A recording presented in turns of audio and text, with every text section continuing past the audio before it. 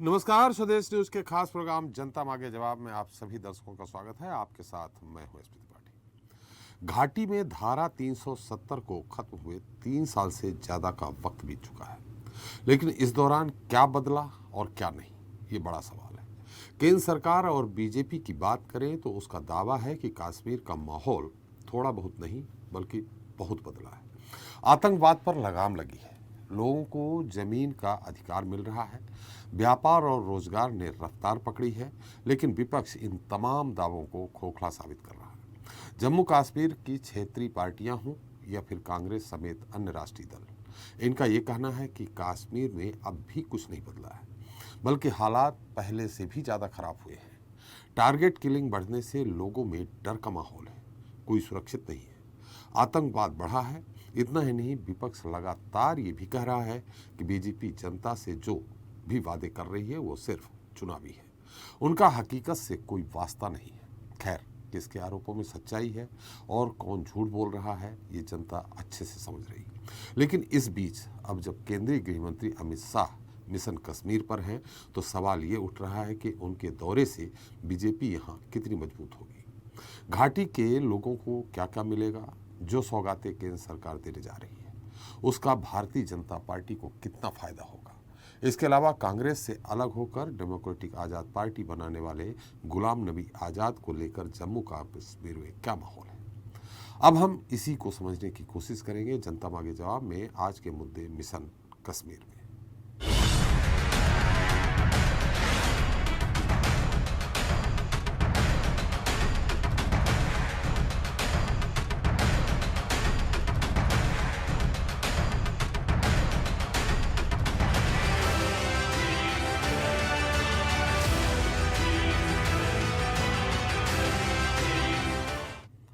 तो केंद्रीय गृह मंत्री अमित शाह अब मिशन कश्मीर पर हैं। वहीं आम लोगों के साथ ही विपक्षी पार्टियों की नज़र इस बात पर है कि घाटी में शाह अब की बार क्या खास करेंगे।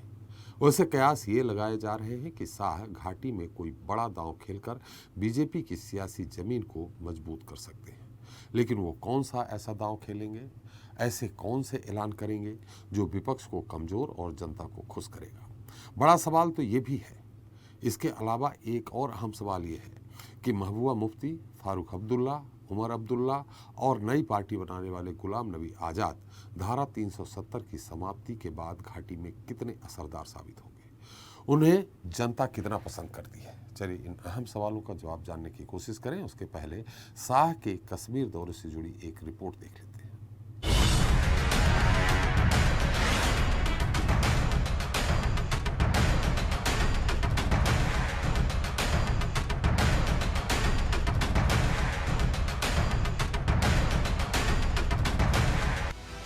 जम्मू कश्मीर में विधानसभा चुनाव की जंग होनी है। रण संभवतः अगले साल की शुरुआत में होगा। ऐसे में सियासी दल, खास तौर पर बीजेपी, पूरी तरह से सक्रिय हो गई है। पार्टी के दिग्गज नेता लगातार जम्मू कश्मीर का दौरा कर रहे हैं। वहीं अब केंद्रीय गृह मंत्री अमित शाह मिशन कश्मीर पर हैं। धारा 370 खत्म होने के बाद शाह का ये तीसरा कश्मीर दौरा है। केंद्रीय गृह मंत्री अपने 3 दिन के दौरे के दौरान माता वैष्णो देवी के दर्शन करने के साथ ही श्रीनगर, राजौरी और बारामूला जिले का दौरा करते हुए 2 बड़ी जनसभाओं को भी संबोधित करेंगे। इसके अलावा अमित शाह राज्य को करोड़ों के विकास कार्यों की भी सौगात देंगे। यही वजह है कि शाह के इस दौरे को सूबे में अगले साल होने वाले विधानसभा चुनाव से जोड़कर देखा जा रहा है। माना जा रहा है कि अमित शाह राज्य में बीजेपी की चुनावी तैयारियों का ग्राउंड लेवल पर फीडबैक लेंगे। इतना ही नहीं, कयास ये भी लगाए जा रहे हैं कि घाटी में एक बड़े वोट बैंक को साधने के लिए अमित शाह पहाड़ी समुदाय को अनुसूचित जनजाति के दर्जे में लाने का बड़ा ऐलान भी कर सकते हैं। दरअसल पहाड़ी समुदाय लंबे समय से अनुसूचित जनजाति के दर्जे की मांग कर रहा है। ऐसे में अब जब अमित शाह का कश्मीर दौरा है तो पहाड़ी समुदाय की उम्मीदें बढ़ गई हैं। वैसे शाह के दौरे के दौरान नजर इस बात पर भी रहेगी कि धारा 370 हटने के बाद कश्मीर में बढ़ती टारगेट किलिंग और आतंकवाद से निपटने का क्या कोई बड़ा रोड मैप भी केंद्रीय गृह मंत्री पेश करेंगे। बहरहाल अब देखते हैं कि मिशन कश्मीर पर अमित शाह बीजेपी के लिए किस तरह से माहौल बनाते हैं। वो ऐसा क्या खास करते हैं जिससे जनता का झुकाव भारतीय जनता पार्टी की ओर हो और विधानसभा चुनाव के दंगल में कमल ध्वज शान के साथ लहराए। ब्यूरो रिपोर्ट, स्वदेश न्यूज। तो जनता मांगे जवाब में आज के मुद्दे मिशन कश्मीर पर चर्चा करने के हमारे साथ जुड़ रहे हैं दिल्ली से बीजेपी नेता खेमचंद शर्मा जी जल्दी ही जुड़ेंगे हमारे साथ। उत्तर प्रदेश से कांग्रेस प्रवक्ता अभिमन्यु त्यागी जी हैं। जम्मू कश्मीर से पूर्व पीटीपी नेता अदनान मलिक जी हैं। राजनीतिक विश्लेषक निगम गुप्ता जी हैं जम्मू कश्मीर से ही। साथ ही स्टूडियो में मौजूद हैं वरिष्ठ पत्रकार डॉक्टर भूपेंद्र सुल्लेरे जी और स्वदेश न्यूज़ के managing editor RP Srivastava ji हैं। आप सभी लोगों का हमारे इस खास कार्यक्रम में बहुत बहुत स्वागत है। सबसे पहले तो ये जान लेते हैं कि कश्मीर के अंदर क्या हाल है, जम्मू में क्या हाल है, श्रीनगर में क्या हाल है, ये वहाँ के विश्लेषकों से जानेंगे। लेकिन यहाँ के बाहर के जो विश्लेषक हैं वो खबरों के आधार पे कश्मीर के बारे में क्या सोचते हैं। सुल्लेरे जी, आप क्या सोचते हैं कश्मीर के बारे में धारा 370 हटने के बाद और मिशन कश्मीर यानी 3 दिन के दौरे पे हैं गृह मंत्री अमित शाह? ये बड़ा ही संवेदनशील प्रश्न है। भारत के जो जम्मू कश्मीर का राज्य का दर्जा आज से 3 साल पहले जो हटाया गया और जो जिस हिसाब से यूनियन टेरिटरी बनाया गया, ये यहाँ के जो गैर कश्मीरी लोग, जहाँ राज्य के हिंदी भाषी क्षेत्र के लोग, तो वो ये चाहते थे कि इस तरह का फैसला हो। अब ये उस फैसले के बाद सरकार को क्या है, यहाँ पे आगामी चुनाव 2024 होने हैं, 5 राज्यों में और भी चुनाव होने हैं, जिसके कारण उसका प्रभाव, क्योंकि दक्षिणपंथी पार्टी उसका प्रभाव निश्चित रूप से लेगी राजनीतिक रूप से, इसलिए ये अभी जो दौरा हुआ है और वो दौरा सार्थक और उसको पार्टी लेवल पे निश्चित रूप से वो राजनीतिकरण के कारण लेंगे भी। लेकिन अभी तो यहाँ की जो जनता है वो ये हमेशा ये चाहती है कि वहाँ का जो अधिकार है। सुल्लेरे जी, मैं आपसे ये जानना चाह रहा हूँ, धारा 370 हटने के बाद घाटी के बारे में क्या सोचते हैं? क्या बेहतर हुआ, नहीं हुआ? आप निश्चित तौर पे चूंकि वहाँ के बासिंदा है नहीं, वहाँ रहते नहीं हैं, आना जाना जरूर हो सकता है। जो खबरें छन छन के आ रही हैं उसके मुताबिक क्या सोचते हैं आप? पहले से बेहतर हालात हुए हैं? जी, वहाँ से ये तो लोगों का मानना है। जो हम यहाँ से अपने जिस क्षेत्र से हम मीडिया से हैं, विद्यार्थियों से मिलते हैं और भी विभिन्न तबकों से मिलते हैं यहाँ से, तो लोगों का ये तो बिल्कुल मानना है कि वहाँ पे परिवर्तन आया है, शांति कुछ है। लेकिन कुछ घटनाएं ऐसी आ जाती हैं कि हृदय विदारक हो जाती हैं, जिसके कारण लोगों में ये भावना आ जाती है कि सरकार को और त्वरित कार्रवाई करनी चाहिए। जैसे अभी कश्मीर के पंडितों के परिवारों को, लोगों को टारगेट बनाया गया, वहाँ के हिंदूवादी समुदाय को टारगेट बनाया, जिससे ज़रूर लोगों में संवेदनाएँ आई। लेकिन अगर औसतन अपन एवरेज अगर निकालें एक मीडिया की दृष्टि से, अपन एक पत्रकार की दृष्टि से, तो ये माना जा सकता है कि सरकार के पक्ष में है ये उनका बहुमत। श्रीवास्तव जी, आप भी कश्मीर के बारे में थोड़ा सा खासा आप पढ़ते रहते हैं, जानकारी लेते रहते हैं। धारा 370 हटने के बाद जिस तरह से वहाँ ज़मीन खरीदने का, वहाँ औद्योगिक निवेश की बात की गई है, सऊदी अरब के बहुत सारे औद्योगिक घराने आने वाले हैं जैसा कि बताया गया है। क्या लगता है आपको कि पहले से बेहतर हुआ है या और टारगेट किलिंग, जैसे 1 साल में 20 टारगेट किलिंग हो गई, उसके पहले नहीं थी, सामान्य रह रहे थे, लेकिन ये होना ज़रूरी था कि नहीं? और इससे धारा 370 हटाने से कश्मीर में खासकर वहाँ जो कुछ सीटें बढ़ा दी गई हैं और केंद्र शासित राज्य का दर्जा दिया गया है, इन सब चीज़ों से वहाँ बीजेपी को कितना फ़ायदा होगा?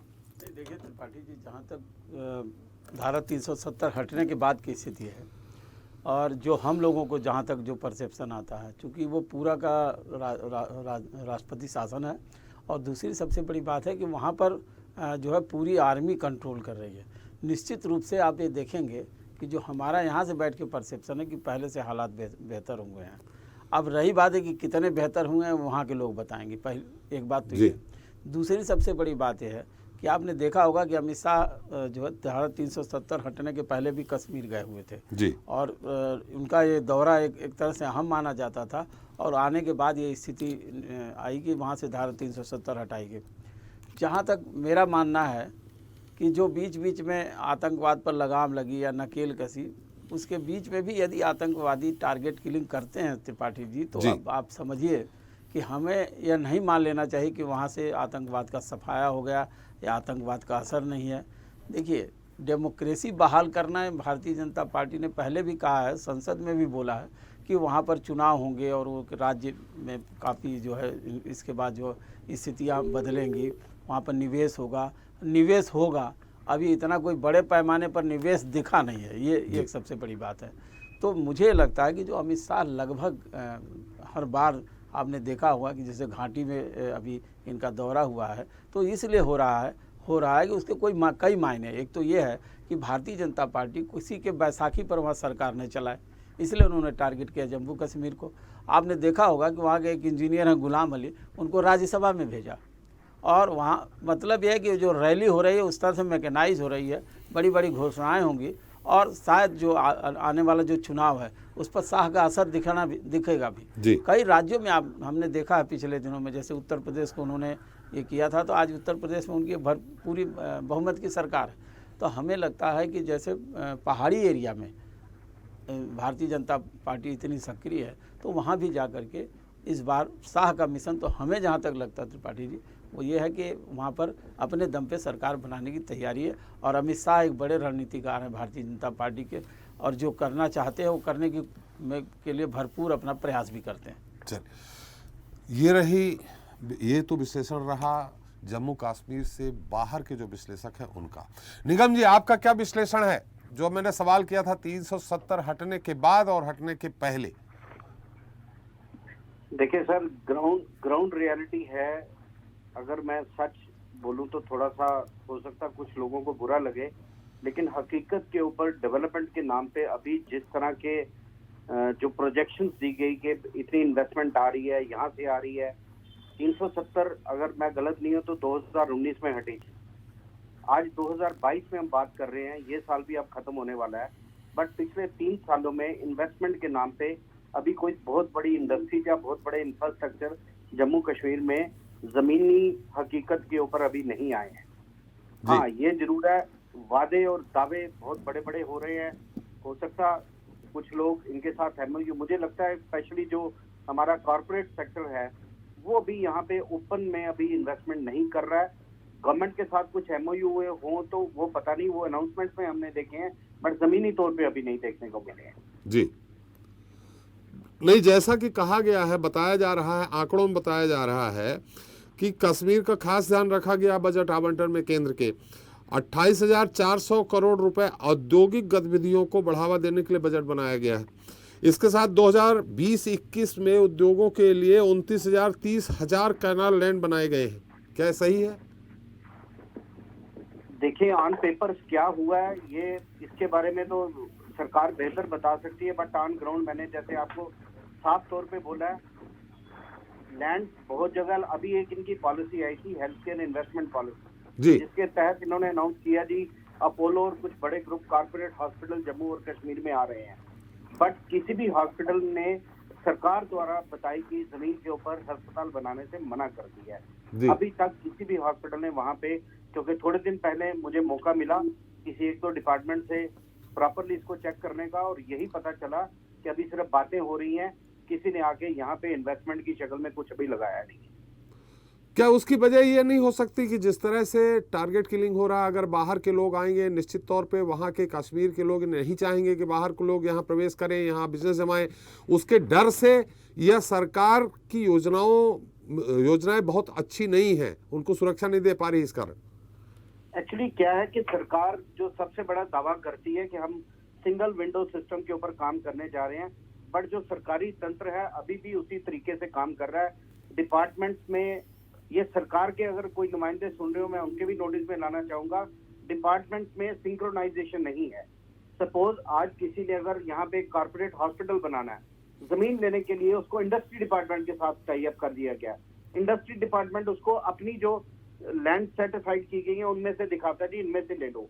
अब किसी इंडस्ट्रियल एरिया के अंदर जाके हॉस्पिटल तो नहीं बनाया जा सकता, नंबर 1। नंबर 2, इन्होंने एक अभी J&K मेडिसिटी नाम से एक स्कीम लाई जी। ये बोला गया कि विद इन बाउंड्री वॉल 4 या 6 तरह के हॉस्पिटल, क्या एक 4 दीवारी के अंदर 6 कॉर्पोरेट हॉस्पिटल बन सकते हैं?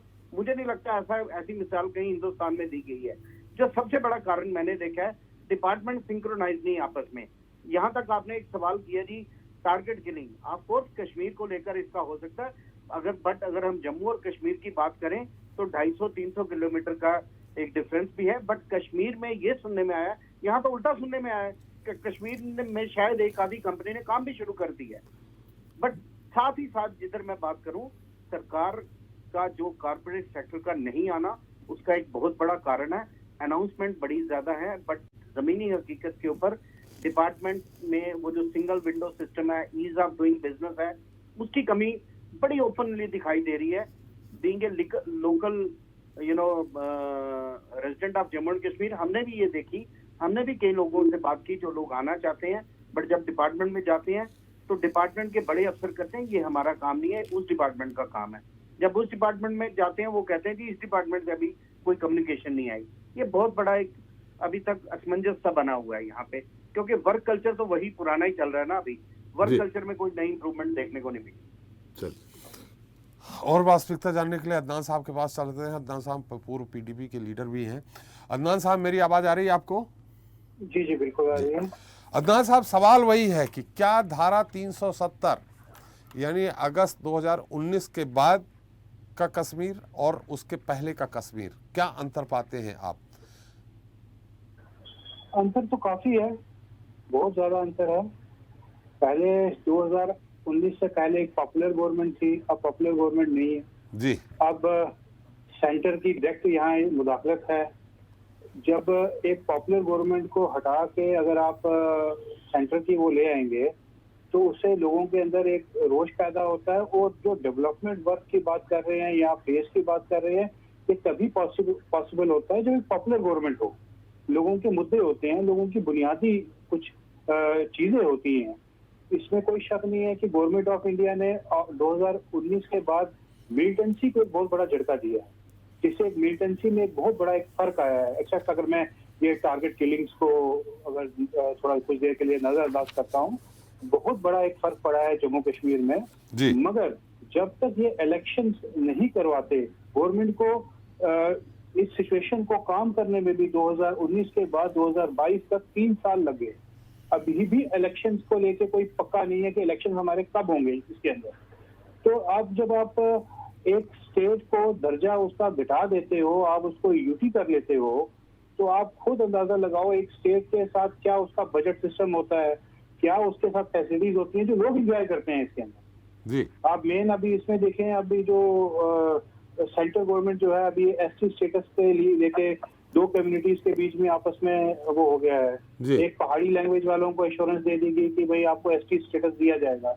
दूसरी तरफ जो एसटी जो गुजर वहाँ के जो काफी देर से जो 1991 के बाद जो चंद्रशेखर साहब ने उनको एसटी स्टेटस दिया था, उसके बाद वो लोग बेचारे अभी एसटी स्टेटस एंजॉय कर रहे थे।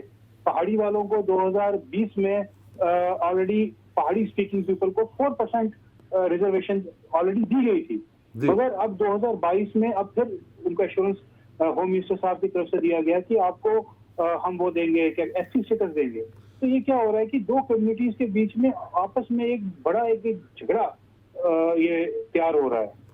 तो ये due to lack of the popular government जी, ये पॉपुलर गवर्नमेंट की कमी की वजह से हो रहा है। जब डेमोक्रेसी है, डेमोक्रेसी में आप गवर्नर राज किसी रियासत में बिठा देंगे और उन लोगों पे के ऊपर बिठा देंगे, तो उसके बाद आप एक्सपेक्ट करेंगे कि आपको लोग खुशहाल होंगे या लोग वैसी आपको फेज ऑफ डेवलपमेंट मिलेंगे, वॉइस ऑफ द लोगों की आवाज जो है पूरी होगी। तो वो तो डेमोक्रेसी में पॉपुलर गवर्नमेंट ही कर सकती है जी, उसके अलावा तो कोई अल्टरनेट नहीं है। गवर्नमेंट की क्या कहते हैं, हमारी जो सेक्रेट है उसके आफ्टर 2019 के बाद इन्होंने फाइल सिस्टम बंद कर दिया है। इन्होंने पूरा एक क्या कहते हैं इसका एक कंप्यूटराइज सिस्टम कर लिया, जिसमें एक फाइल एक जगह ज्यादा देर नहीं रह सकती है। एक बहुत बड़ा एक चेंज आया है डेवलपमेंट की तौर पे भी बहुत बड़ा। लेकिन अदनान साहब जैसा कि कहा जा रहा है चुनाव जल्दी ही हो जाएंगे, तो केंद्र शासित होने पे भी तो डेमोक्रेसी है और डिपेंडेंट राज्य होता तो भी डेमोक्रेसी है। गवर्नर रूल में आप खुद जानते हैं, गवर्नर जो साहब हैं, जब तक आपका अपना कोई चीफ मिनिस्टर नहीं होता तब आप उसको फुल्ली डेमोक्रेसी तो नहीं कह सकते हैं। नहीं, जल्दी ही जो चुनाव होने जा रहे हैं जिसकी तैयारी कर रही है केंद्र सरकार, वो एक वेलकम स्टेप है, वो एक वेलकम स्टेप है, ऐसा होना चाहिए। अगर मैंने कहा ना, गवर्नमेंट की नीयत जो है वो क्या कहते हैं, वो एक अच्छी नीयत है। उसमें गवर्नमेंट को टाइम लग रहा है इसको केस को पूरा करने में, मगर एक डेवलपमेंट तभी सही मानी जाती है जब इलेक्टेड चीफ मिनिस्टर उनका हो, जब ये असेंबली हमारी दोबारा से बने, तभी आप कुछ फेज की बात करोगे, लोगों की बात करोगे। ऐसे तो केंद्र शासक की तरफ से जो फरमान आ रहे हैं वो यहाँ पर इम्प्लीमेंट हो रहे हैं, कुछ पॉजिटिव हैं, कुछ नेगेटिव भी हैं जी। हम सारे तो उसको नहीं कह सकते मैंने आपको बोला आप कि कश्मीर के बारे में भी बहुत अच्छे, यानी श्रीनगर और उसके आसपास के बारे में बहुत अच्छे से जानते हैं। जैसा सरकार कह रही है, MOU हो गए, 500 MOU हो गए, बाहर विदेश की भी कंपनियां आ रही हैं यहाँ लगाने। क्या आपको लगता है कि जिस तरह का वहाँ का टारगेट किलिंग की जा रही, खासकर हिंदुओं को, और ये भी हो रहा है कि बाहर के मजदूरों को भी टारगेट किया जा रहा, ऐसा नहीं कि वो अलग धर्म के हो, उसी हिंदू मुस्लिम यानी अल्पसंख्यक समुदाय के लोग हैं उनको भी मारा जा रहा है कि बाहर के लोगों को हम नहीं आने देंगे। ऐसी स्थिति में क्या आपको वहां का ये माहौल दिखता है कि बाहर के विदेश की कंपनियां या जम्मू कश्मीर से बाहर की बड़ी कंपनियां वहां जाएंगी और रहेंगी, अपनी जान जोखिम में डालेंगी? देखिए, गवर्नमेंट का तो हमेशा लक्ष्य यही रहता है कि हम यहाँ पर डेवलपमेंट करें। गवर्नमेंट की पूरी नियत भी है जी। इस चीज को लेके। आप देखेंगे काफी इसके बाद टारगेट किलिंग के बाद टारगेट किलिंग कम हुई है जी। हमारी सिक्योरिटी फोर्सेस बड़ी अच्छी एक एक्शन में आई है और टारगेट किलिंग्स को बड़ी अच्छी तरह से उन लोगों को हैंडल भी किया गया है। काफी मिलिटेंट ऑपरेशन अगर आप देखेंगे रोज कुछ ना कुछ मिलिटेंट ऑपरेशन हो रहे होते हैं। जी। जैसे पहले होता था कि लगातार कंटिन्यूटी करते थे, वैसा नहीं है। अगर ये छुटपुट कुछ घटनाएं अगर वो करते हैं इस प्रोग्रेस को रोकने के लिए, तो उसके बाद अगर आप देखेंगे तो ये गवर्नमेंट हमारी एक्शन में आती है। और अच्छा पहले से तो जो पहले वाला कश्मीर है और 2019 के बाद अगर आप देखें मिलिटेंसी को लेके गवर्नमेंट ने बहुत अच्छा एक रोल प्ले किया है। हमें उम्मीद है कि जिस तरह से ये MOU साइंस हुए हैं, जिस तरह से गवर्नमेंट चल रही है, हो सकता है थोड़ा वक्त लगेगा, मगर ये ग्राउंड रियलिटीज में ये आएंगे जी। As a nationalist, as a देशवासी हमारा ये हमेशा रहता है कि हम अपनी गवर्नमेंट के अच्छे जो एक पॉजिटिव उनका स्टेप है उसको हमेशा हम उसको वेलकम करें। जी। चलिए, योगेश्वर जी भी हमारे साथ जुड़ गए, खेमचंद जी भी जुड़ गए हमारे साथ। खेमचंद जी, आपका बहुत बहुत स्वागत है हमारे इस खास कार्यक्रम जनता मांगे जवाब में। आपको मेरी आवाज आ रही? जी, आवाज आ रही है जी। खेमचंद जी, मैं थोड़ा सा विपक्ष का भाई क्या मत है वो ले लेते हैं। हमारे साथ कांग्रेस प्रवक्ता है मन्नू जी। अब मन्नू जी, मेरी आवाज आ रही है आपको? जी, आ रही है। अब मन्नू जी, विपक्ष क्या सोचता है धारा 370 हटाने के बाद? देखिए, बहुत ही सधे हुए, बहुत ही वरिष्ठ हमारे साथ दो राजनीतिक विश्लेषक हैं, यानी समाज के भी विश्लेषक हैं। जम्मू कश्मीर क्या हो रहा, उन्होंने अपनी अपनी बातें रखी हैं। आंकड़े ये बताते हैं कि निश्चित तौर पे आतंकवाद पे लगभग काफ़ी लगाम लगा दिया गया है। आंकड़े भी बताते हैं कि जो पत्थरबाजी की घटनाएं होती थी वो पहले एक साल में 2,500 2,000 घटनाएं होती थी, वो घट के 255-250 में रह गई हैं। आर्मी वहाँ पूरी तरह से मुस्तैद है।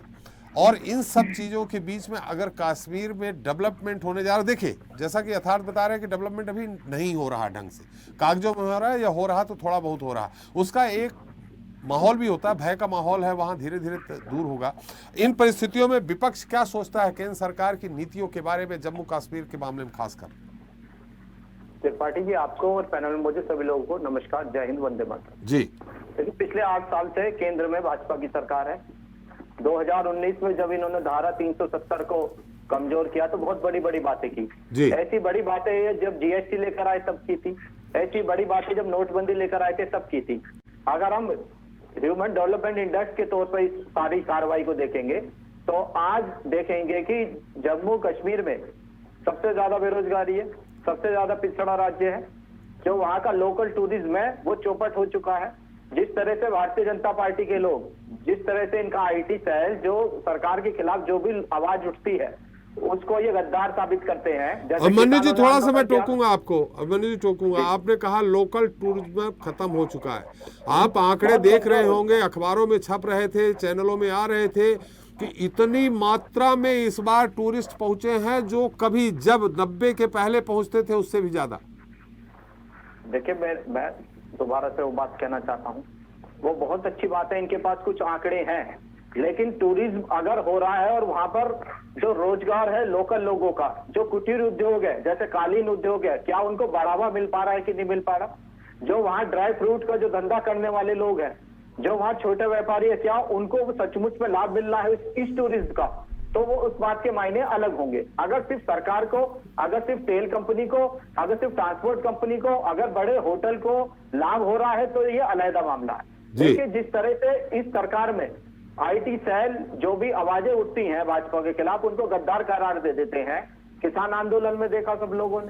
जिस तरह से कश्मीर की आवाम 370 के बारे में बात कर रही थी, तो लोकतांत्रिक जो लोग थे, जी जी आ रहा हूँ आपके पास, खेमचंद जी आपके पास आ रहा हूँ, एक एक आपको पर्याप्त मौका दूंगा। काम किया गया जी। और इसके अलावा रोजगार को लेकर इनकी क्या योजना, कितने रोजगार बढ़े, जहाँ एक तक पूरे देश में करोड़ों रोजगार घट गए हैं। आप जम्मू कश्मीर की बात करिए मन्नू जी, जम्मू कश्मीर की बात करिए। मैं वहां के लिए भी बात कर रहा हूँ जी। जिस तरह से एमएसएमई उद्योग बंद होते जा रहे हैं पूरे देश भर में भी। अरे हम तो जम्मू दूसरी तरफ कश्मीर में एमएसएमई उद्योग की बात करें, एनएडीसी तो पूरे साथ के एक साथ अगर हम रख लेंगे तो क्या जम्मू कश्मीर में तो नई उद्योग लग भी नहीं पा रहे हैं। वहाँ जीवन स्तर क्या होगा वो आराम से समझ में आ सकता है। बिजली महंगी, तेल महंगा, ये तो सब लोगों पे समान फर्क पड़ेगा। ब्रेड महंगी, बच्चों की स्कूल की फीस महंगी, गैस का सिलेंडर महंगा, क्या आमजन इन सब खर्चों को। मैं खेमचंद जी आ रहा हूँ आपके पास, पूरा मौका दूंगा, लेकिन आप मुद्दे पे आइए मन्नू जी। आप गैस या बेरोजगारी की, हम तो जम्मू कश्मीर की आज बात कर रहे हैं कि धारा 370 हटने के बाद और उसके पहले की क्या दिया सरकार ने, क्या फर्क पड़ा है उनकी जीवन पर, जीवन स्तर पर क्या फर्क पड़ा है। चलिए हम जान लेते हैं, लेकिन आपको भी बता दें, आपने कहा नियुक्तियां सरकारी, मैं कश्मीर के लोगों की बात कर रहा हूं, सरकारी नौकरियों की बात कर रहा हूं। बाहर के लोगों को करीब 300 से 350 नौकरियां दी जा चुकी हैं। वहां के लोगों को 2020-21 में 841 और 21-22 में 1264 नौकरियां दी गई हैं, जो इसके पहले शून्य था। 4-5 लाख नौकरियां हमेशा उपलब्ध रहती हैं। नहीं, जम्मू कश्मीर की बात कर रहे हैं। 200-400 नौकरियों में क्या हो रहा है, करोड़ों की संख्या में, जनसंख्या में। तो इसके पहले तो आपने 60 साल शासन किया है, आप बोल रहे हैं कश्मीर अभी भी पिछड़ा है, जम्मू अभी भी पिछड़ा है। आपने एक मिनट सवाल तो सुन लीजिए, देखिए वो निर्भरता बढ़ती जा रही है वहां के लोगों की, और सवाल तो सुन लीजिए अभिमन्यु जी। आपने 60 साल में अगर ये पिछड़ा है तो उसमें अगर ये 3 साल धारा 370, अरे सवाल तो सुन लीजिए, सरकारें नहीं रही, धारा 370 सरकार नहीं थी। सवाल तो सुन लीजिए साहब, आपकी 60 साल रही, उनकी तो कितने दिन रही आपको मालूम है। 7 साल ये और 4 साल अटल जी की, 2 ही सरकार विशुद्ध रूप से उनकी रही है। इसके पहले तो मिली जुली रही है, और जब मिली जुली सरकार रही है, बीपी सिंह रहे, उसी दौरान ये हालात बिगड़े थे। तो ऐसी स्थिति में अगर पिछड़ा आज भी है तो क्या आप दोषी नहीं है 60 सालों में? तो अब तो मोदी जी बैठे उस बात के भी हम दोषी हैं। 600 रुपए का सिलेंडर, 1000 रुपए का। चलिए आप फिर से 600 सिलेंडर और 1000 का सिलेंडर करने लगे। माने जाएंगे दोषी। हम जम्मू कश्मीर की बात कर रहे हैं, आप चलिए हमारे साथ खेमचंद जी हैं। खेमचंद जी, ऐसा नहीं है कि आतंकवाद, हालांकि अदनान जी वहाँ के बहुत वरिष्ठ हैं, निगम जी बहुत वरिष्ठ हैं। आप मेरे को 2 मिनट दीजिए, 2 मिनट में मेरे को आप दोबारा जोड़िए, 2 मिनट में। खेमचंद जी 2 मिनट में जोड़िए आप मेरे को, 2 मिनट में। चलिए एक बार फिर अभिमन्यु जी के पास चलते हैं। अभिमन्यु साहब जी, मतलब आपका मानना है कि धारा 370 हटाए जाने के बाद कुछ भी नहीं हुआ? देखिए हमारी बात सुनिए जी। अभी भारतीय जनता पार्टी के बड़े नेता हैं, राष्ट्रीय अध्यक्ष नड्डा जी ने कहा कि हमने तमिलनाडु में एम्स बनाया, वहां 2 सांसद गए, तख्ती लेकर गए, तब पता लगा वहां एम्स ही नहीं है, खाली जमीन पड़ी हुई है। तो इनका विकास का स्तर क्या है, इनका पैमाना क्या है? ये तो किसी भी चीज के बारे में गाल बजा सकते हैं, ये तो कहीं कुछ भी झूठे आंकड़े ला सकते हैं। हम बात कर रहे हैं कि जीवन स्तर में कितना सुधार हुआ जम्मू कश्मीर के लोगों के मन। चलिए 3 साल में कितना सुधार हो सकता है जो इतने सालों में नहीं हुआ? पलायन हो रहा है वहां से। 3 सालों में कितना सुधार हो गया कर सकते हैं जो इतने सालों में नहीं हुआ? हाँ जी, अब मैं कनेक्ट हो सकता हूँ जी। खेमचंद जी, अभिमन्यु जी ने बहुत सारे आरोप लगाए, भाई जीवन स्तर में क्या सुधार हुआ। टूरिज्म की बात आई, मैंने उनसे कहा कि इस वर्ष रिकॉर्ड टूरिस्ट वहां पहुंचा है, कम से कम एक्स्ट्रा कई वायु सेवा वहां अतिरिक्त रूप से आरंभ कर दी गई। खेमचंद जी देखिए जम्मू कश्मीर में नहीं, मैं जो सवाल मैं सबका बता दूं, आप चूंकि थोड़ी देर से जुड़े हैं। निगम जी गुप्ता जी बहुत ही वरिष्ठ राजनीतिक विश्लेषक हैं, वरिष्ठ पत्रकार हैं। उन्होंने कहा कि कागजों में डेवलपमेंट की बात हो रही है, लेकिन यथार्थ में जम्मू में कोई ऐसा डेवलपमेंट नहीं हो रहा है। सिंगल विंडो सिस्टम की बात की जा रही है, ऐसा भी वहाँ नहीं हो रहा धरातल में। अदनान मलिक जी हैं, वो भी राजनीतिक विश्लेषक हैं, उन्होंने माना कि जो आतंकवाद है उसमें काफ़ी कुछ लगाम लगा है, सरकार अच्छा काम कर रही है, लेकिन जो एक्चुअल में फील्ड में होना चाहिए धरातल में, जैसे कि आप कह रहे हैं 500 MOU हुए, लेकिन वहाँ कोई MOU करने वाला, मतलब वहाँ कोई इंडस्ट्री लगाने वाला अभी तक नहीं पहुँचा। विदेश से आने वाली कंपनियां अभी कोई नहीं पहुँची। और रहा सवाल इसका, जो आपका हमारा सवाल है आपसे, कि धारा 370 हटाए जाने के बाद निश्चित तौर से आर्मी और सुरक्षा जवानों की संख्या आपने लगभग 1.5 गुना 2 गुना कर दी है। इसके बाद भी जो मेरे पास आंकड़े हैं, उन आंकड़ों के अनुसार जो 5 अगस्त 2019 से 26 जनवरी 2022 तक का जो आंकड़ा है, इस डेटा के अनुसार 541 आतंकवादी घटनाएं दर्ज हुई हैं, 98 आप नागरिक मारे गए हैं, 479 आतंकवादी आपने मार दिए, लेकिन जवान अभी भी शहीद हो रहे हैं। जी देखिए, आपने यूज किया, आपने नहीं, हमने, हमारी सेना ने मारा है जी। और सेना हमारी सरकार के नेतृत्व में जिस तरीके से काम कर रही है जी, अभी आप जम्मू कश्मीर में एक विजिबल डिफरेंस देखेंगे जी। अभी आदरणीय गुप्ता जी सीनियर एनालिस्ट हैं, आपने उनकी बात रखी जी, मैं सम्मान देते हुए उनसे अनुरोध करूंगा, जी। आपको इनवाइट करते हैं, हमारे वहाँ पे कार्यकर्ता हैं, आप जम्मू और कश्मीर दोनों का विजिट करिए। ये वहीं से है, वहीं से है। खेमचंद जी, खेमचंद जी, एक मिनट में रोकूंगा। निगम जी जम्मू से हैं, अदनान जी इस समय श्रीनगर से बैठे हैं और निगम जी जम्मू से बैठे हुए हैं। ठीक है, अच्छी बात है जी। तो आप मेरे को एरिया बता दें। मैं अभी जम्मू में नहीं हूँ, जम्मू कश्मीर में मैंने भी 6 महीने काम किया है जी। मैं सोशल मीडिया का वहाँ पे इंचार्ज था। एरिया बता दें, आपके साथ हमारे कार्यकर्ता भी जाएंगे और आप फिर वहाँ पे कंपेयर करिए जी कि अब वहाँ पे पिछले 2 साल में किस तरीके से, जब से वहाँ पे महबूबा मुफ्ती की सरकार गई है 2-3 साल पिछले, वहाँ पे जो डेवलपमेंट हुआ है, किस तरीके से वहाँ पे तेजी से केंद्रीय योजनाओं का इम्प्लीमेंटेशन हो रहा है, पर्टिकुलरली 370 को हटाने के बाद 370 को हटाने के बाद SC समाज की जो योजना है केंद्र बनाता था, उसका बेनिफिट सीधे तक नहीं पहुंचा था। अब सभी को वो बेनिफिट मिल रहा है। पर्टिकुलरली आप देखेंगे ये बेनिफिट जम्मू का जो रीजन है, वहाँ पर जो SC समाज रहता है, कश्मीर जहाँ पर्टिकुलरली श्रीनगर के आसपास जहाँ पे SC समाज रहता है उनको, जो गुर्जर समाज रहता है उनको, आप गांव और जहाँ पे टूरिज्म प्लेस हैं, आप देखिए वहाँ पे लाखों की संख्या में, रिकॉर्ड संख्या में टूरिस्ट यदि आ रहे हैं। क्यों आ रहे हैं? क्योंकि वहाँ पे स्टेबिलिटी, इस समय सिक्योरिटी, लोगों को विश्वास है और वहाँ पे वो संसाधन प्रोवाइड किए जा रहे हैं, इसीलिए आ रहे हैं ना।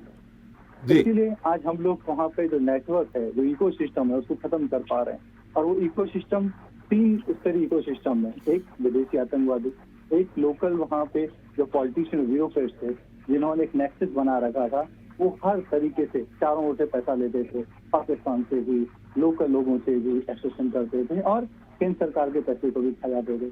उस नेक्सस को तोड़ा, NIA ने रेड मारी और अब ये सीधा जो पैसा है वो गांव, गरीब और वहाँ पे जरूरतमंद है उनको पहुंच रहा है। और सेना हमें प्रोटेक्ट भी कर रही है, साथ ही साथ वहाँ पे जो विकास की योजना है उनको पुश कर रही है, उनको तेजी से आगे बढ़ा रही है। ये सारे काम आप देखेंगे तो वहाँ पे हो सकते हैं। अगर कोई व्यक्ति अपने किसी पर्सनल अलायंस की वजह से, पर्सनल थिंग की वजह से, पर्सनल नैरेटिव की वजह से अदरवाइज कोट करे तो उचित नहीं है। मैं इनको रिक्वेस्ट करूंगा, आप मेरे को एरिया बताएं और मैं आपको चलिए खेमचंद जी में गया हूँ। खेमचंद जी आप सुन लीजिए, निगम जी हमारे आपकी आवाज़ सुन रहे हैं। निगम जी, खेमचंद जी ने कहा वो भी वहाँ रहे हैं और रहने के बाद वो जो केंद्र की योजनाएं हैं उनमें काफ़ी काम हो रहा है। आप एरिया बताएं जहाँ काम नहीं हो रहा हो। और खेमचंद जी सुन रहे हैं, आप ही सवाल कर लीजिए। निगम जी। बड़ा अच्छा लगा मुझे खेमचंद जी ने जो वर्जन अभी रखा है। मैं उनसे एक बड़े अदब के साथ एक सवाल करता हूँ। आपको पता, अभी सरकार ने 2018 में Jammu Kashmir health care investment policy announce की थी। उसको लेकर जम्मू कश्मीर में कितने हेल्थ केयर यूनिट्स आए, क्या आप थोड़ा सा रोशनी डालेंगे? देखिए, चूंकि वो दिल्ली में है, हो सकता है उनके पास आंकड़े न हो। आपको 4 साल में तो जम्मू कश्मीर में एम्स बना है। सुन लीजिए जी। जम्मू कश्मीर में एम्स बना है, एम्स वर्किंग कंडीशन में है। आप सुन तो लीजिए। निगम जी एक एक करके। निगम जी आपने सवाल किया, उनकी उत्तर आ जाए, फिर सवाल कर लीजिएगा। जी खेमचंद जी। आप मांग रहे हैं आइसक्रीम, हम आपको बिठा के पूरा भोजन करा रहे हैं, ठीक है। आपने एक चीज बोली। दूसरा, आज आयुष्मान भारत योजना जम्मू कश्मीर के हर गरीब के लिए उपलब्ध है। वहाँ पे वो इनरोल करा रहे हैं, लाखों की संख्या में कार्ड बन रहे हैं, लोग बेनिफिट उठा रहे हैं। और आयुष्मान भारत योजना के तहत न सिर्फ सरकारी में बल्कि प्राइवेट हॉस्पिटल में भी लोग लाभ ले रहे हैं, क्योंकि ये योजना सीधा इसमें लिस्टेड हॉस्पिटल्स होते हैं, वहाँ पे आप जाके अपना इलाज करा सकते हो। इतने बड़े काम चल रहे हैं। लोकल स्तर पर भी वहाँ पे हर जिला हॉस्पिटल इक्विप्ड हो, ऑक्सीजन का प्लांट हो, उसकी व्यवस्था की गई है। नहीं, निगम जी का ये कहना है कितने प्लांट लगा दिए, कितने हॉस्पिटल बना दिए, ये जानना चाह रहे हैं। नहीं, अब आपको मैंने एम्स जैसे हॉस्पिटल का नाम लिया, वो तो हमने बनाया ना, पहले नहीं बना वहाँ पे। सर मेरा सवाल बड़ा योजना हमने लागू। हाँ निगम जी 1 मिनट उत्तर आ जाए, आपसे सवाल करें। लाखों लोग वहाँ पे सरकारी प्लस प्राइवेट हॉस्पिटल सभी में वहाँ पे इलाज करा सकते हैं। नए वहाँ पे लोकल डिस्पेंसरी प्लस जिला हॉस्पिटल को इक्विप किया गया है, उनको एम्पावर किया गया है। और आप विशेष योजना के बारे में कह रहे हैं तो उसके बारे में आप मेरे को भेजिए, लेकिन मैं उसकी भी डिटेल आपको वहाँ से फैच करके भेज दूंगा।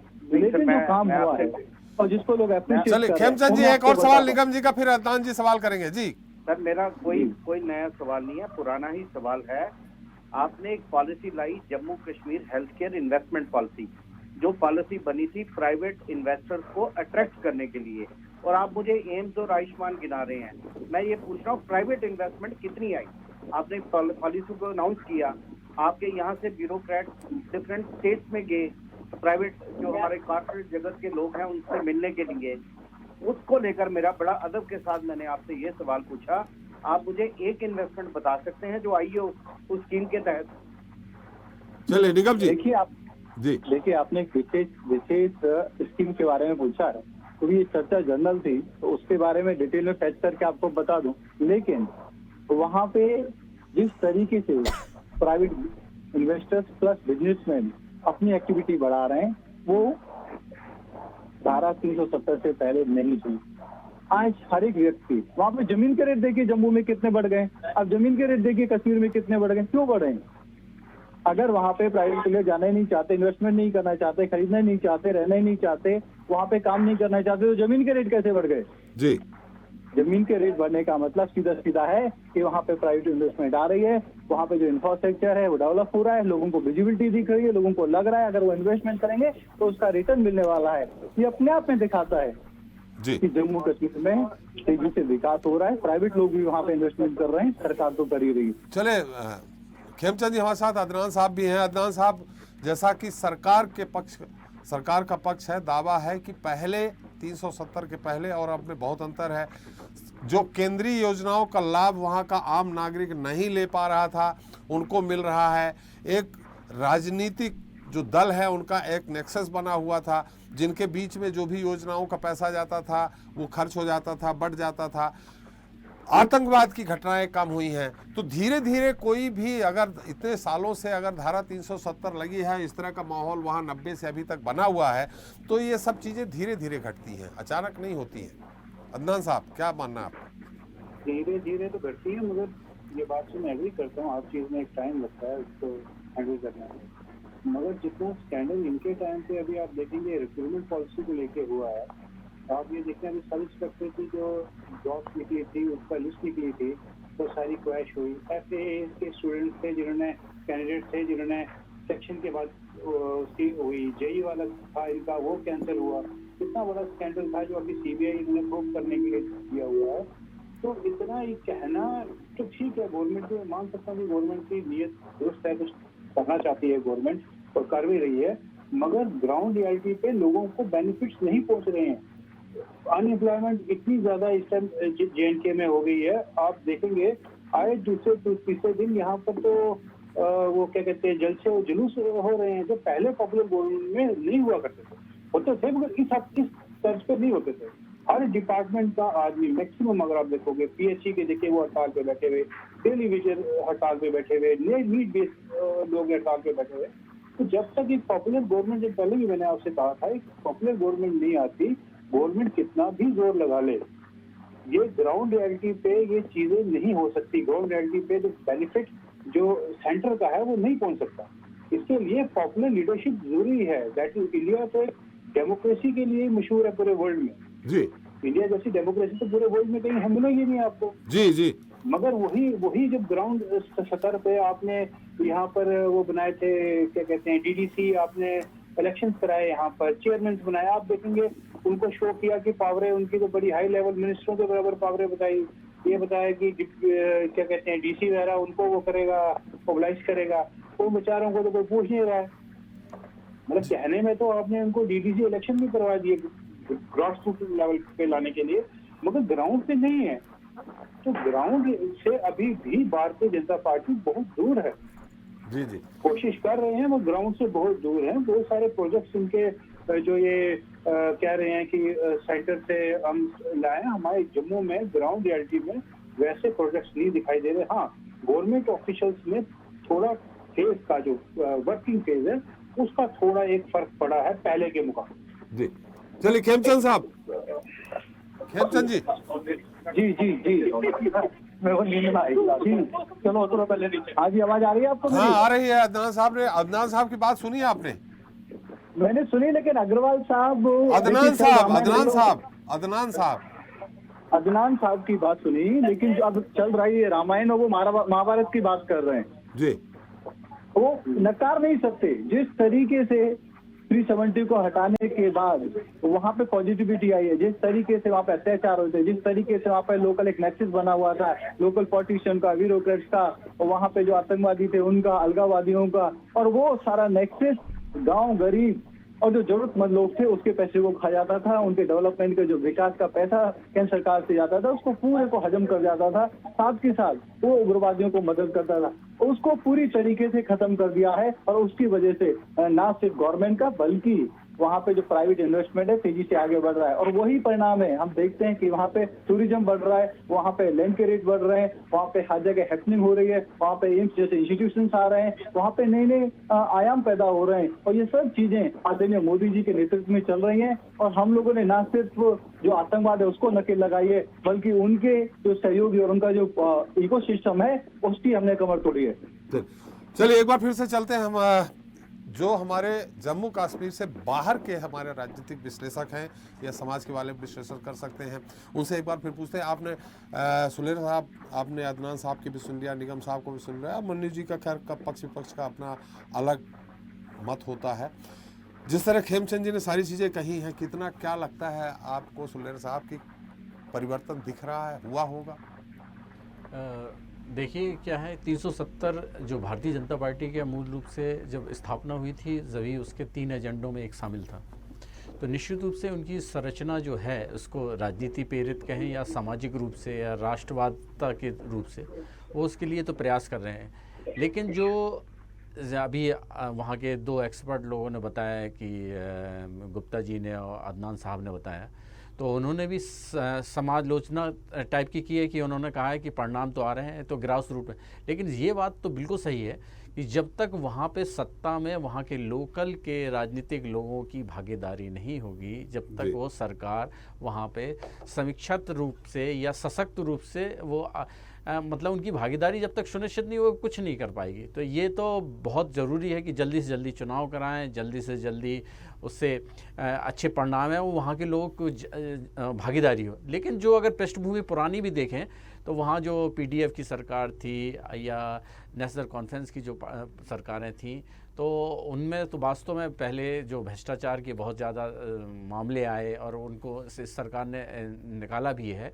तो जो अभी केंद्र शासित जो व्यवस्था है उसके तहत तो ये निश्चित रूप से ग्रास रूट पे पहुंच तो नहीं पा रही, लेकिन राजनीतिक शक्ति में जब तक वहाँ के लोगों की भागीदारी नहीं होगी, जब तक ये सपना साकार नहीं होगा। ये बात बिल्कुल सही है, ये अदनान सामी बिल्कुल सही कह रहे हैं, अदनान जी भाई साहब, और उस बिल्कुल इससे सहमत हैं कि वहाँ पे जल्दी से जल्दी इलेक्शन होने चाहिए और वहाँ की चुनी हुई सरकार आनी चाहिए।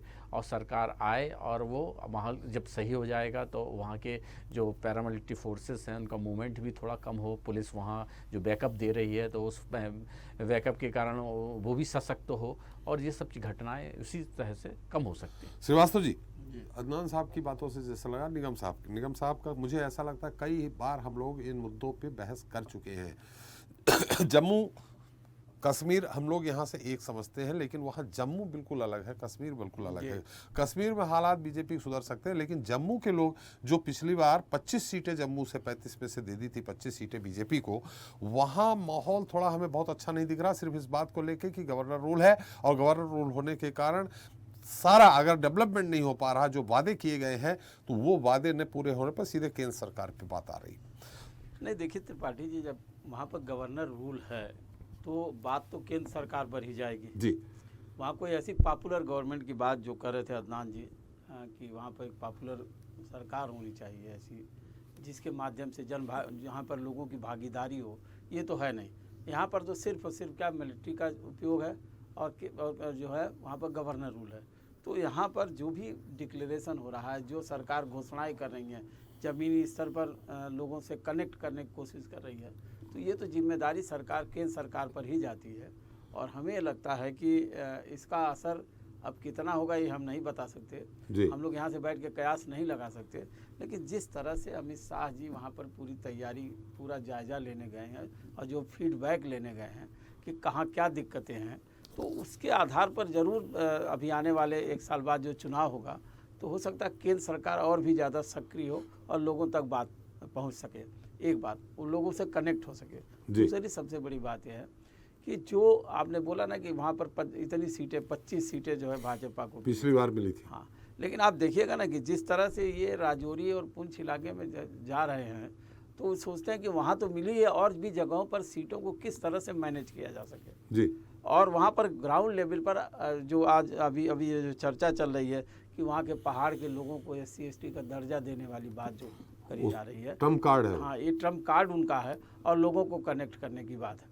जब तक पूरे जम्मू कश्मीर का जो पुराना परसेप्शन है, जो भारत से अलग एक तरह से अपनी बात कहते रहे हैं, अगर उनमें जब पूरे जो योजनाओं के तहत सरकार अपने डेवलपमेंट के तहत, तमाम चीज़ों के तहत, और अपने इस जो एक तरह से सोशल डिवीज़न भी उसको कह सकते हैं कि आप यहाँ पे दर्जा दीजिए, वैसे भी विशेष दर्जा था, कश्मीर में जो है सारी चीज़ें थी, तो वहाँ पर लोगों को अगर कोई सुविधा मिली नहीं तो उसकी जिम्मेदार पूर्ववर्ती सरकारें नहीं हैं जी। केंद्र सरकार तो लगातार देती रही, चाहे किसी भी सरकार पर हम थोप नहीं सकते, चाहे कांग्रेस की हुकूमत रही हो, चाहे जो है भाजपा की रही हो, चाहे किसी भाजपा मुफ्ती की रही हो। लेकिन जो कुछ भी वहाँ होता रहा, वहाँ के लोकल जो लोग सरकारें थी या जो दल थे उनकी सरकारें थी, अगर लोगों तक नहीं पहुँच पाए तो इसकी जिम्मेदारी उनकी रही है।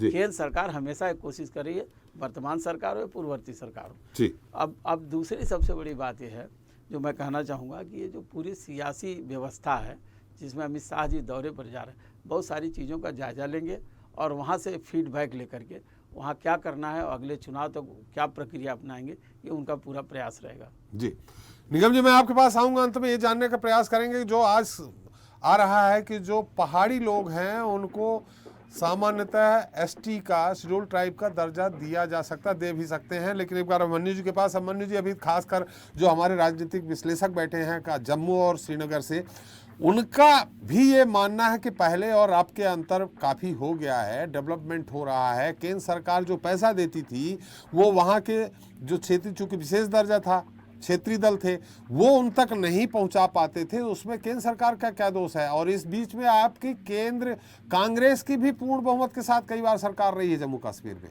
अभिमन्यु जी, देखिए, मैं निगम जी की भी बातें सुन रहा था, अदनान जी की बातें सुन रहा था, इनकी दो बातें जो निकल कर मेरी भी समझ में आई, वो बात ये है जी कि जो डेवलपमेंट और रोजगार की जो बातें आई साथ में, और साथ में लोकतंत्र की जो बात आई, देखिए प्रदेश को मुख्य धारा से जोड़ने का काम भी कहीं ना कहीं ज्यादा जिम्मेदारी केंद्र सरकार पर है।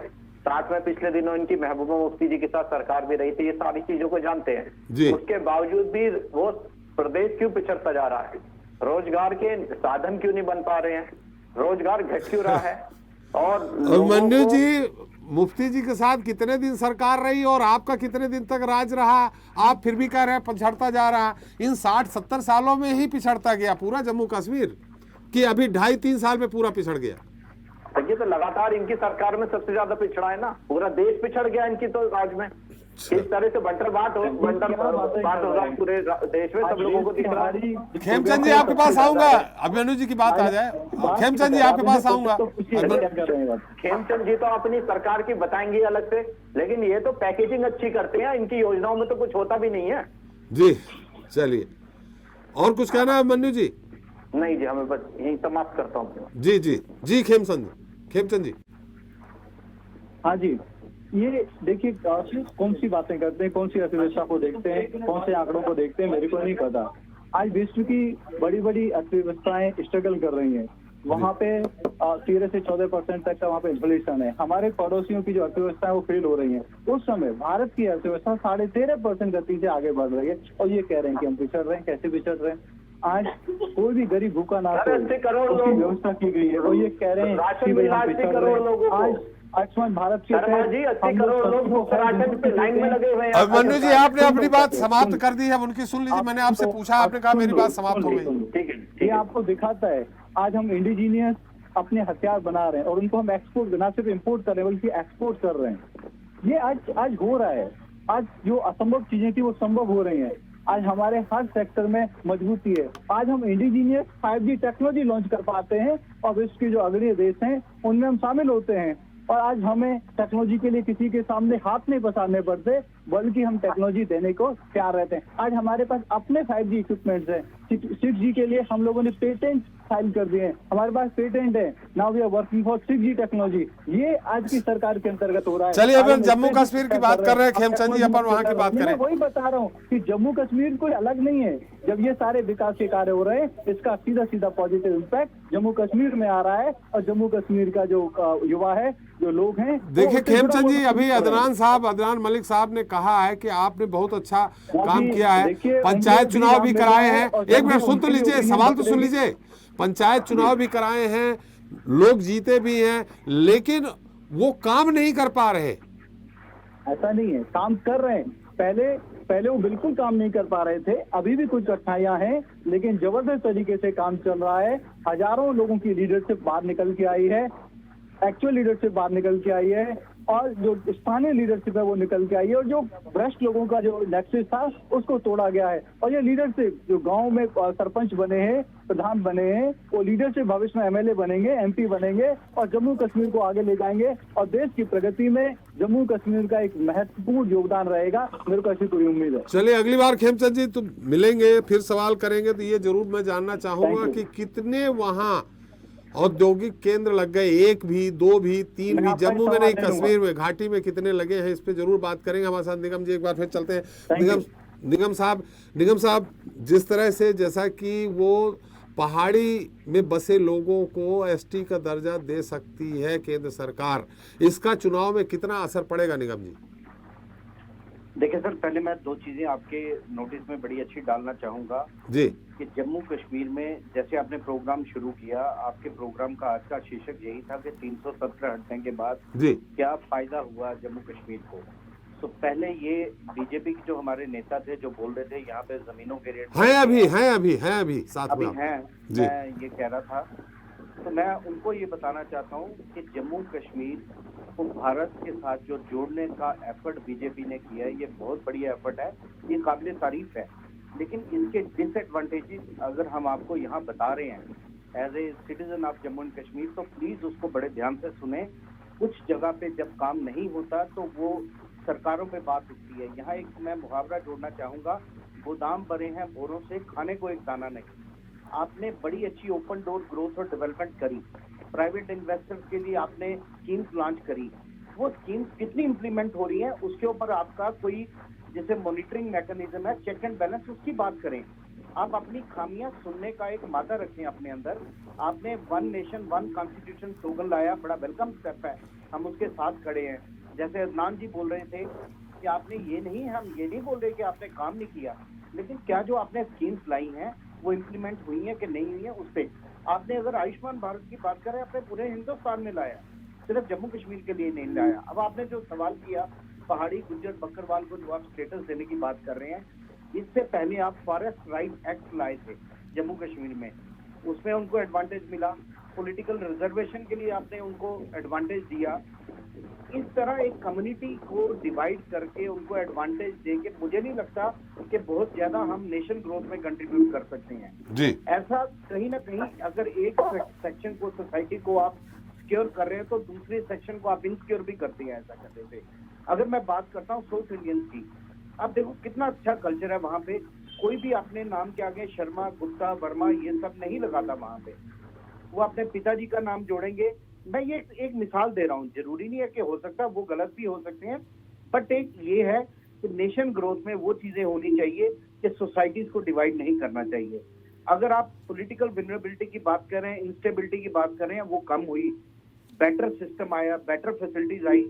सेंट्रल गवर्नमेंट ने किसी हद तक करप्शन, जम्मू कश्मीर जो करप्शन को लेकर भी बड़ा बदनाम रहा, आप ही कह रहे थे कि हमारे पुराने लीडरों ने बड़ा अपना एक वो फैमिली राजस्व बना रखा था, उसको आपने खत्म किया, वेलकम है। बट आज की डेट में आपकी ब्यूरोक्रेसी जो आपकी बनाई स्कीमें हैं उनको इम्प्लीमेंट करने में कामयाब रही या नहीं रही, प्लीज इसके ऊपर भी थोड़ा सा गौर फरमाएं। बाकी हमारा कोई पर्सनल आपसे वो नहीं है। जी जी जी, बिल्कुल बिल्कुल सही कहा आपने। चूंकि समय भी समाप्त हो रहा है, अब बहुत बहुत धन्यवाद अभिमन्यु जी आपका, अदनान जी आपका, निगम जी आपका, सुलेरी जी आपका, श्रीवास्तव जी आपका और खेमचंद जी आपका हमारे साथ जुड़ने के लिए और अपना अमूल्य समय देने के लिए। तो बीजेपी का दावा है कि जम्मू कश्मीर में दहशत का माहौल खत्म हो चुका है, अलगाववाद का दौर भी खत्म हो चुका है, अब बंद का आह्वान नहीं होता, पत्थरबाजी की घटनाएं सामने नहीं आती। निश्चित तौर पर ऐसा हुआ, लेकिन जितना बीजेपी का दावा है उतना नहीं।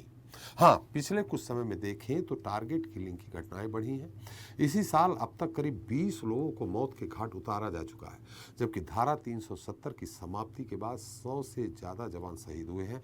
अब ऐसे में ये कैसे मान लिया जाए कि घाटी में आतंक का अंत हो चुका है। बहरहाल अब जब अमित शाह मिशन कश्मीर पर हैं तो देखते हैं कि वो इस बार यहाँ क्या नया करते हैं। इसी के साथ जनता मांगे जवाब इतना ही। नमस्कार।